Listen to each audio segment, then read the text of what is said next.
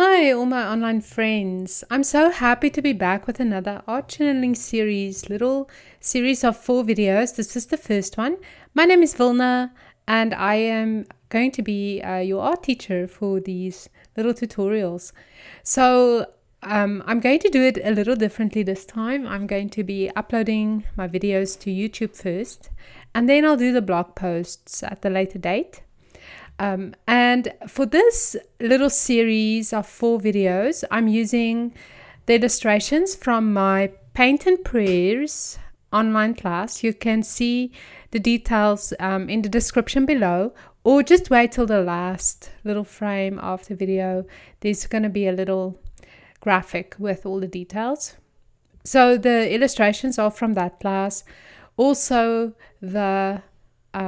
all the stencils that I'm using is also from that class, and I'm making these 4 pages for YouTube for free for you, all available to watch and learn and to play with along. That's actually what I want to do, is having you paint and play with me to promote my class, just to show you what it's all about. Even though the techniques I'm teaching in these 4 videos, I'm not teaching in the class, I'm teaching other things. So for the longest time, right, I have been wanting to do layers and layers of paint. And this is what I'm going to attempt in these 4 videos. So I'm starting off with watercolors. I did prime my page with gesso. So I just use an old card, and like a credit card, your husband's credit card works the best. And then just use gesso and really spread it super thin.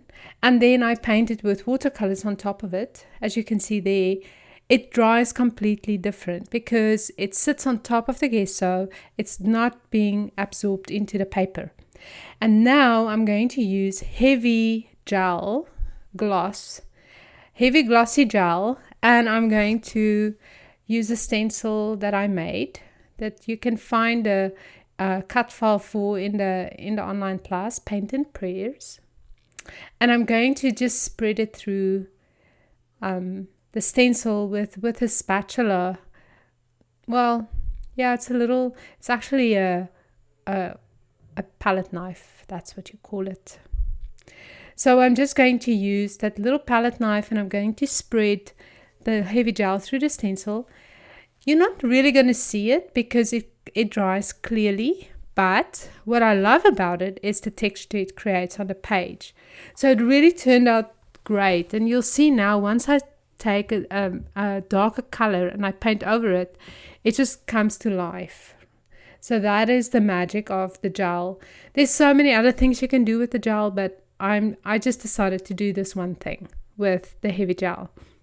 So I'm still sticking with watercolors, and I'm just going to be painting over the gel, and then I want to make sure that I use enough water with my paint so that what's happening underneath it on the page is still visible. So this is the whole idea of working with washes and layers. So it's actually a lot of fun. The big thing to remember when you do art journal page is 2 things. Number 1, just keep reminding yourself that it's an exercise in creativity. And then the second thing is that there's always a point where you feel that you are making the biggest disastrous page of your life. So every single time I make one of these pages, I get to a point where I feel like, this is horrible. It's just not working. And so if you feel that way, I just want to say, I think it's completely normal. Well, for me it is. and just to keep on working. And sometimes the process really is the proof is in the process. Because when you go through the process, you will find that it works out in the end. I love that saying that it will be good, and if it's not good, it will be good in the end. If it's not good, it's not the end, you know? A word of caution, I'm drawing it with my embossing tool, but that embossing tool do not like the heavy gel, or the heavy gel does not like the embossing tool. So ideally, don't even bring any heat close to this page. It melts it, so I would not recommend using that at all. So here I was just seeing how does it look if I just wipe it away. And I liked the other part better, so I decided just to bring back the dark paint. And now I'm using Liquitex inks, and I'm just going to add a little bit of drippings here, or runners. I call them runners. And I'm just using the beautiful cerulean blue, which is one of my absolute favorite colors. And I'm just going to paint with the little dripper, even not even bringing a paintbrush close to it.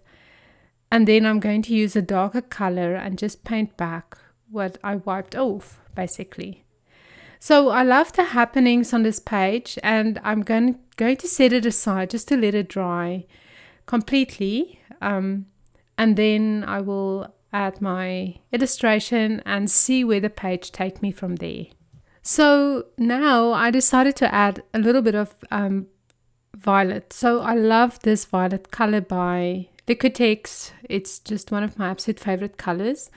And I found over the years, the few, on the few pages that I've made, the moment I add this beautiful violet color, I just like the page a lot more. So every time I create 4 pages, I try to do one page with a little bit of purple in it. And also, speaking of the 4 pages, if you are new to my channel, I work in 4 books at once. And that's why you will see the different numbers at the top of the books. It's just to keep track of the page and to make the editing of the videos a little easier for me, because at some point all the pages look the same, and I don't know if it's number 1, 2, 3, or 4. So I just named them. But the reason why I work in 4 books at once is because then while this page is drying, I can move on to the next page. I also want to say that in total, it took me about an hour and 30 minutes to finish these 4 pages. So it by now I'm fairly eloquent. Eloquent. No, I'm not eloquent, people. I'm just maybe have enough experience, with my art journals that I know how long it takes me, and I can do 4 pages in an hour and a half. So it's a wonderful, wonderful experiment in creativity. You get lots done, and you feel so great when a page comes together so beautifully. I'm holding my heat gun really high so that I don't burn the gel. So that's quite important, actually. 5 stars if you corrected me in your head there. It's not a heat gun, it's an embossing tool. Okay.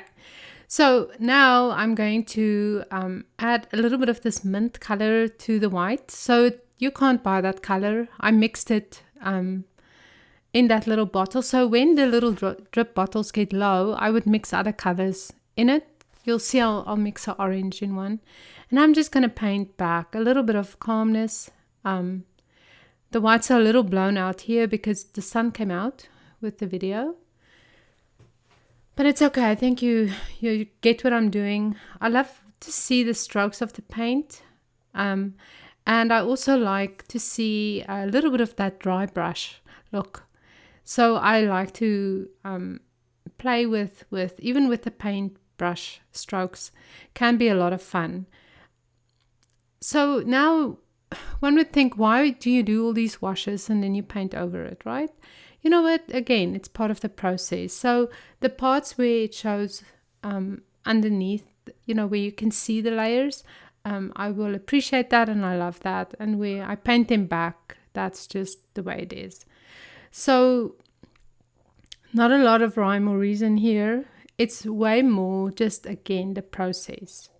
So now I'm going to add my illustrations, and I made quite a bit of illustrations for the Paint and Prayers online class.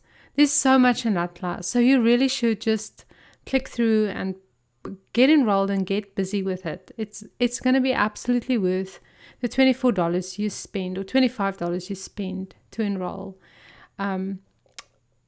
Don't use a heat gun to to adhere your illustration, use Mod Podge, because why I love Mod Podge, especially the matte, is because when you paint over the illustration, you put Mod Podge underneath, you stick it down, then you paint over it. So if you splatter any other media on the illustration, you can just wipe it, because it creates that little bit of a waterproof element to it, you know. So that's a nice way. I like to add illustrations to my art journals. I think it just gives it a focal point. It gives it a narrative, and it makes it pretty. You know, I think the pages won't be half as pretty without illustrations. So that's just, to me, a personal preference. Of course, you don't have to. You can paint your own illustrations. But for me, it's important that what I teach should be duplicatable. So it's so much easier just to print an illustration, cut it out, and stick it down, you know.